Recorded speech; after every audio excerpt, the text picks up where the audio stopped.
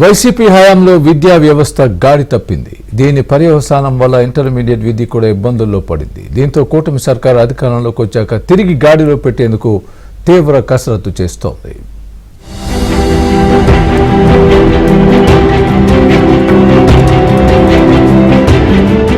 ఆంధ్రప్రదేశ్లోని ప్రభుత్వ జూనియర్ కళాశాలల్లో చదువుతున్న విద్యార్థులు ఇకపై ఇళ్ల నుంచి మధ్యాహ్న భోజనం తెచ్చుకోవాల్సిన అవసరం లేదు. పాఠశాలల తరహాలోని జూనియర్ కళాశాలల్లో కూడా విద్యార్థులకు ఉచిత మధ్యాహ్న భోజనాన్ని రాష్ట్ర ప్రభుత్వం అందుబాటులోకి తీసుకొస్తోంది. కూటమి ప్రభుత్వ ఆదేశాలతో రాష్ట్ర వ్యాప్తంగా అన్ని ప్రభుత్వ జూనియర్ కళాశాలల్లో శనివారం నుంచి మధ్యాహ్న భోజన పథకాన్ని అమలు చేయడానికి అధికారులు ఏర్పాట్లు చేశారు. విజయవాడ పాయకాపురంలోని ప్రభుత్వ జూనియర్ కళాశాలలో మధ్యాహ్న భోజన పథకాన్ని మంత్రి లోకేష్ లాంఛనంగా ప్రారంభిస్తారు. ఇక రాష్ట్ర వ్యాప్తంగా నిర్వహించే ఈ కార్యక్రమంలో మంత్రులు, ఎమ్మెల్యేలు కూడా పాల్గొననున్నారు.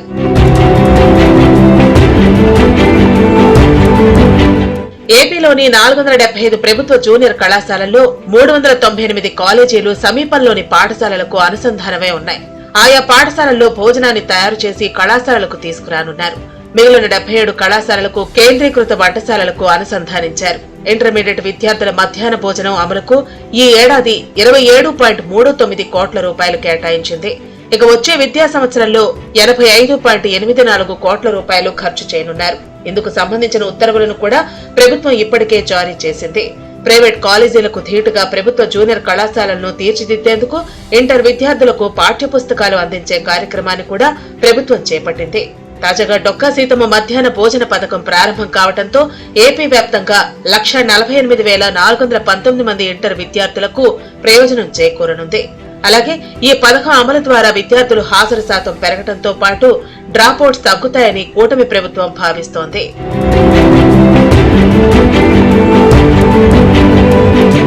రాష్ట్ర వ్యాప్తంగా ఇంటర్మీడియట్ బోధనా విధానాన్ని మెరుగుపరిచేందుకు జిల్లా, రీజనల్ స్థాయిలో academic guidance and monitoring cells ను ప్రభుత్వం ఏర్పాటు చేసింది.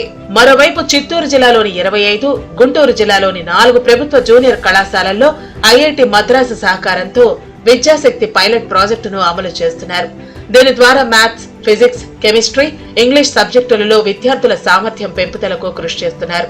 అలాగే జాతీయ విద్యా విధానం 2020కి అనుగుణంగా 2025-26 విద్యా సంవత్సరంలో నూతన పాఠ్య ప్రణాళిక అమలుకు రాష్ట్ర స్థాయి సబ్జెక్టు కమిటీ కసరత్తు చేస్తోంది.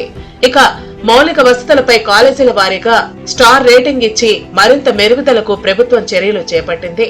మనబడి మన భవిష్యత్తు పథకం కింద రాష్ట్రంలో 447 కళాశాలల్లో మౌలిక సదుపాయాల కల్పనకు 307.76 కోట్ల రూపాయల అంచనాలతో పనులను ప్రతిపాదించగా ఇందుకోసం ఇప్పటి వరకు 169.69 కోట్ల రూపాయలను ప్రభుత్వం విడుదల చేసింది.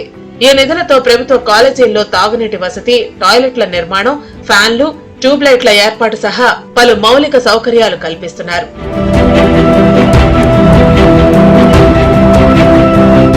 మొత్తానికి వైసీపీ హయాంలో పూర్తిగా నిర్వీర్యమైన ఇంటర్మీడియట్ విద్యను తిరిగి గాడిలో పెట్టేందుకు మంత్రి లోకేష్ తీవ్రంగా కసరత్తు చేస్తున్నారు. విద్యార్థి జీవితానికి పునాది వంటి ఇంటర్ విద్య విషయంలో నిపుణుల సూచనలతో మార్పులు చేర్పులు చేస్తున్నారు. దీని ద్వారా జాతీయ విద్యా విధానాన్ని రాష్ట్రంలో పూర్తి స్థాయిలో అమలు చేసేందుకు లైన్ క్లియర్ చేస్తున్నారు.